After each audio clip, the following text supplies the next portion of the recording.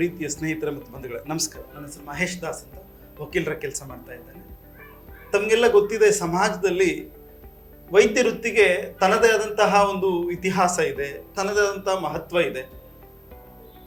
PUC ನಂತರ ನಾನು ವೈದ್ಯನಾಗಬೇಕು, ನಾನು ಮೆಡಿಕಲ್ ಎಜುಕೇಶನ್ ಮಾಡಬೇಕು, ನಾನು ಡಾಕ್ಟರ್ ಆಗಬೇಕು, ನಾನೊಬ್ಬ ಸರ್ಜನ್ ಆಗಬೇಕು ಅನ್ನುವಂಥ ಬಯಸುವಂಥ ವಿದ್ಯಾರ್ಥಿಗಳಿಗೆ ವೈದ್ಯ ವೃತ್ತಿಗೆ ಸೇರಿಕೊಳ್ಳುವ, ಮೆಡಿಕಲ್ ಎಜುಕೇಶನ್ ಮಾಡುವ ವಿಧಾನದ ಬಗ್ಗೆ ಒಂದಷ್ಟು ವಿಚಾರಗಳನ್ನ ಹಂಚಿಕೊಳ್ಳಿಕ್ಕೆ ನಾನು ಬಯಸ್ತಾ ಇದ್ದೇನೆ. ತಮಗೆಲ್ಲ ಗೊತ್ತಿದೆ, ವೈದ್ಯ ವೃತ್ತಿ ಅನ್ನೋದು ಒಂದು ಸಮಾಜ ಸೇವಾ ವೃತ್ತಿ. ಸಮಾಜದಲ್ಲಿ ಒಂದು ವ್ಯಕ್ತಿಯ ಒಂದು ಜೀವವನ್ನು ಉಳಿಸುವಂತಹ ಒಂದು ವೃತ್ತಿ. ಇಂಥ ವೃತ್ತಿಯನ್ನು ಮಾಡಬೇಕಾದ್ರೆ SLC ನಂತರದಲ್ಲಿ ವಿಜ್ಞಾನ ವಿಭಾಗದಲ್ಲಿ, ಅದರಲ್ಲೂ ಬಹಳ ಮುಖ್ಯವಾಗಿ PCMB ಒಂದು ವಿಭಾಗವನ್ನು ತೆಗೆದುಕೊಂಡು PUCಯನ್ನು ಪಾಸ್ ಮಾಡಬೇಕಾಗ್ತದೆ. ಪ್ರತಿಯೊಬ್ಬ ವಿದ್ಯಾರ್ಥಿ PUCಯಲ್ಲಿ PCMB ಎಜುಕೇಶನ್ ಮಾಡಿದಂತಹ ನಂತರದಲ್ಲಿ ವೈದ್ಯಕೀಯ ಶಿಕ್ಷಣಕ್ಕೆ ದಾಖಲಾತಿಯನ್ನು ಪಡಿಬೇಕಾದ್ರೆ ತಮಗೆಲ್ಲ ಗೊತ್ತಿರೋ ಹಾಗೆ ರಾಷ್ಟ್ರೀಯ ಮಟ್ಟದ ಅರ್ಹತಾ ಪರೀಕ್ಷೆ ನೀಟ್ ಅಂತ ಕೇಳಿದಿರಿ ನೀವು. ನೀಟ್ ಪರೀಕ್ಷೆಯಲ್ಲಿ ಉತ್ತೀರ್ಣರಾಗಬೇಕು. ತಮಗೆಲ್ಲ ಗೊತ್ತಿದೆ, ನೀಟ್ ಪರೀಕ್ಷೆ 720 ಅಂಕಗಳನ್ನು ಒಳಗೊಂಡಂತ ಒಂದು ಪರೀಕ್ಷೆ. ಅದು ಬಹು ಆಯ್ಕೆಯ ಉತ್ತರಗಳನ್ನು ಒಳಗೊಂಡಿರ್ತಕ್ಕಂಥ ಪರೀಕ್ಷೆ. ಈ ಪರೀಕ್ಷೆಯಲ್ಲಿ ಈ PUC ಎಕ್ಸಾಮ್ ಮುಗಿದ ತಕ್ಷಣ, ಈಗಾಗಲೇ ನೀಟ್ಗೆ ಅಪ್ಲಿಕೇಶನ್ ಹಾಕಿರ್ತೀರಿ, ನೀವು ತಾವು ಇಂಜಿನಿಯರಿಂಗ್ ಮಾಡಬೇಕಾದ್ರೆ CETಗೆ ಅಪ್ಲಿಕೇಶನ್ ಹಾಕಿರ್ತೀರಿ. ಅದೇ ರೀತಿ ಮೆಡಿಕಲ್ ಎಜುಕೇಶನ್ ಮಾಡಲಿಕ್ಕೆ ನೀವು ನೀಟ್ಗೆ ಅಪ್ಲಿಕೇಶನ್ ಹಾಕಿ ತುಂಬ ದೀರ್ಘವಾಗಿ ಪ್ರಥಮ PUC ಮತ್ತು ದ್ವಿತೀಯ PUC ಎಲ್ಲ ಪಠ್ಯ ವಿಷಯಗಳನ್ನು ಮತ್ತೆ ಪುನರಾವರ್ತನೆ ಮಾಡಿಕೊಂಡು ನೀಟ್ ಎಕ್ಸಾಮ್ನ ಫೇಸ್ ಮಾಡಬೇಕಾಗ್ತದೆ. ತಮಗೆಲ್ಲ ಗೊತ್ತಿರೋ ರೀತಿ ನೀಟ್ ಎಕ್ಸಾಮು ಆಲ್ ಇಂಡಿಯಾ ಲೆವೆಲಲ್ಲಿದೆ. ಆಲ್ ಇಂಡಿಯಾ ಲೆವೆಲ್ ನೀವು ನೀಟ್ ಎಕ್ಸಾಮನ್ನು ಫೇಸ್ ಮಾಡಿ ಅದರಲ್ಲಿ ಒಳ್ಳೆ ಉತ್ತಮ ಅಂಕಗಳನ್ನು ಪಡೆದುಕೊಂಡ್ರೆ ಭಾರತದ ಯಾವುದೇ ಮೂಲೆಯಲ್ಲಿ ನೀವು ವೈದ್ಯಕೀಯ ಶಿಕ್ಷಣವನ್ನ ಪಡೆಯೋದಕ್ಕೆ ಸಾಧ್ಯ ಆಗ್ತದೆ. ತಮಗೆಲ್ಲ ಗೊತ್ತಿದೆ, ನೀಟಲ್ಲಿ ಒಳ್ಳೆ ಟಾಪ್ ಮೋಸ್ಟ್ ರ್ಯಾಂಕ್ ಅಂತ ತೆಗೆದುಕೊಂಡ್ರೆ ಏಮ್ಸ್ ಅಂತ ಕೇಳಿದಿರ ನೀವು, all India institute of medical science ಅಂತ ಡೆಲ್ಲಿಯಲ್ಲಿದೆ, ಮುಂಬೈಯಲ್ಲಿದೆ, ಕೋಲ್ಕತ್ತಾದಲ್ಲಿದೆ. ಈ ಥರದ ಅನೇಕ ತುಂಬ ಸೂಪರ್ ಫಾಸ್ಟ್ ನಗರಗಳಲ್ಲಿ ಏಮ್ಸ್ ಇನ್ಸ್ಟಿಟ್ಯೂಟ್ ಇದೆ. ನ್ಯಾಷನಲ್ ಲೆವೆಲ್ ಇರ್ತಕ್ಕಂಥ ಕೇಂದ್ರ ಸರ್ಕಾರದ ಅಧೀನದಲ್ಲಿರ್ತಕ್ಕಂಥ ಸಂಸ್ಥೆ. ಜಿಪ್ಮೇರ್ ಅಂತಿದೆ ಪಾಂಡಿಚೇರಿಯಲ್ಲಿ, ಜಿಪ್ಮೇರ್ ಅನ್ನೋ ಒಂದು ಸಂಸ್ಥೆ ಇದೆ. ಜೊತೆಗೆ ಕರ್ನಾಟಕದ ಮಟ್ಟಿಗೆ Bengaluru medical college, Mysuru medical college, Belgaum medical college, ಬೀದರ್ನ ಮೆಡಿಕಲ್ ಕಾಲೇಜು, ಹಾಸನದ ಮೆಡಿಕಲ್ ಕಾಲೇಜು, ಬೆಂಗಳೂರಿನ ESI ಮೆಡಿಕಲ್ ಕಾಲೇಜು, ಮತ್ತೆ ಬೋರಿಂಗ್ ಇನ್ಸ್ಟಿಟ್ಯೂಟ್ನ ಮೆಡಿಕಲ್ ಕಾಲೇಜು. ಈ ರೀತಿಯ ಹಲವಾರು ವೈದ್ಯಕೀಯ ಶಿಕ್ಷಣ ಸಂಸ್ಥೆಗಳು ವೈದ್ಯಕೀಯ ಶಿಕ್ಷಣವನ್ನ ಕೊಡ್ತಾ ಇದ್ದಾವೆ. ಈ ವೈದ್ಯಕೀಯ ಶಿಕ್ಷಣವನ್ನು ಪಡ್ಕೊಳ್ಬೇಕಾದ್ರೆ ನೀವು ನೀಟ್ ಪರೀಕ್ಷೆಯಲ್ಲಿ ಅತ್ಯುತ್ತಮವಾದಂತಹ ರ್ಯಾಂಕಿಂಗ್ ಅನ್ನು ಪಡೆದುಕೊಂಡು 720 ಅಂಕಗಳಿಗೆ, ಕನಿಷ್ಠ 500ಕ್ಕಿಂತ ಹೆಚ್ಚಿನ ಅಂಕಗಳನ್ನು ಪಡೆದುಕೊಂಡ್ರೆ ನೀವು ಸರ್ಕಾರಿ ಕೋಟಾದಲ್ಲಿ, ಇಲ್ಲವೇ ಏಡೆಡ್ ಕಾಲೇಜಿನ ಸರ್ಕಾರಿ ಕೋಟಾದಲ್ಲಿ, ಇಲ್ಲವೇ ಪ್ರೈವೇಟ್ ಕಾಲೇಜಿನ ಸರ್ಕಾರಿ ಕೋಟಾದಲ್ಲಿ ನೀವು ಮೆಡಿಕಲ್ ಎಜುಕೇಷನ್ಗೆ ದಾಖಲಾತಿಯನ್ನು ಪಡ್ಕೊಳ್ಳೋದಕ್ಕೆ ಅವಕಾಶ ಇದೆ.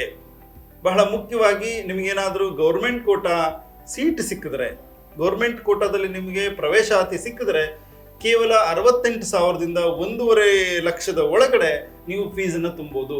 ತಮಗೆಲ್ಲ ಗೊತ್ತಿದೆ, ನಾನು MBBS ಮಾಡಬೇಕು ಅಂದರೆ ಕೋಟ್ಯಾಂತರ ರೂಪಾಯಿ ಖರ್ಚು ಮಾಡಬೇಕು, 1 ಕೋಟಿ ರೂಪಾಯಿ ಫೀಸ್ ಇರ್ತದೆ, 80 ಲಕ್ಷ ಫೀಸ್ ಇರ್ತದೆ ಅಂತ ಅನೇಕ ಪೋಷಕರು ತುಂಬ ಆತಂಕ ವ್ಯಕ್ತಪಡಿಸ್ತಾರೆ.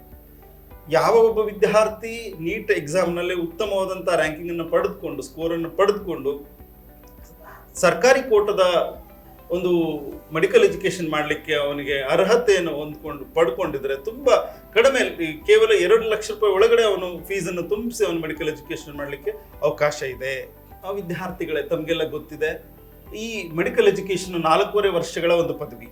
4.5 ವರ್ಷಗಳ ಕಾಲ ತಾವು ಕಾಲೇಜಲ್ಲಿ ಪದವಿಯನ್ನು ಮಾಡಿದ್ರೆ ನಂತರದಲ್ಲಿ ಗ್ರಾಮೀಣ ಸೇವೆ ಒಂದೊಂದು ಸಂದರ್ಭದಲ್ಲಿ ಕಡ್ಡಾಯನ ಮಾಡಿದೆ ಸರ್ಕಾರ, ಕೆಲವೊಂದು ಸಂದರ್ಭದಲ್ಲಿ ವಿನಾಯಿತಿಯನ್ನು ನೀಡಿ, ಗ್ರಾಮೀಣ ಸೇವೆಗೆ ವಿನಾಯಿತಿಯನ್ನು ನೀಡಿ ಮೆಡಿಕಲ್ ಕಾಲೇಜ್ ನಡೆಸುವಂತಹ ಹಾಸ್ಪಿಟಲ್ಗಳಲ್ಲಿ ತಾವು ವೈದ್ಯಕೀಯ ವೃತ್ತಿಯನ್ನು ಮಾಡಬೇಕಾಗ್ತದೆ. ಆ ನಂತರ ಮಾಡಿದ್ರೆ ಮಾತ್ರ ತಮಗೆ ಈ ಒಂದು ವೃತ್ತಿ ಪ್ರಮಾಣ ಪತ್ರವನ್ನು ಪಡೆದುಕೊಳ್ಳಿಕ್ಕೆ, ನಿಮ್ಮ ಡಿಗ್ರಿ ಮಾರ್ಕ್ಸ್ ಕಾರ್ಡ್ ಪಡ್ಕೊಳ್ಳೋದಕ್ಕೆ ಅವಕಾಶ ಇದೆ. ಮತ್ತೆ ನನಗೆ MBBS ನಂತರ ನನಗೆ MBBS ಇಷ್ಟ ಇಲ್ಲ, ನಾನು ಡೆಂಟಲ್ ಸೈನ್ಸ್ ಮಾಡಬೇಕು ಅಂದರೆ ನೀವು BDS ಇದರಲ್ಲೇ ಮಾಡ್ಬೋದು. BDSಗೂ ಸಹ ನೀಟ್ನ ರ್ಯಾಂಕಿಂಗ್ ಮೂಲಕನೇ ಆಯ್ಕೆ ಮಾಡ್ಕೊಳ್ತಾರೆ. ಮತ್ತು BAMS bachelors of Ayurveda medicine ಸೈನ್ಸ್ಗೂ ಸಹ ತಾವು ಸೇರ್ಕೊಳ್ಳೋದಕ್ಕೆ ಅವಕಾಶ ಇದೆ. ಇವೆಲ್ಲದಕ್ಕೂ ಬಹಳ ಮುಖ್ಯವಾಗಿ ನೀಟ್ ಎಕ್ಸಾಮೇ ಒಂದು ಮಾನದಂಡ ಆಗಿದೆ.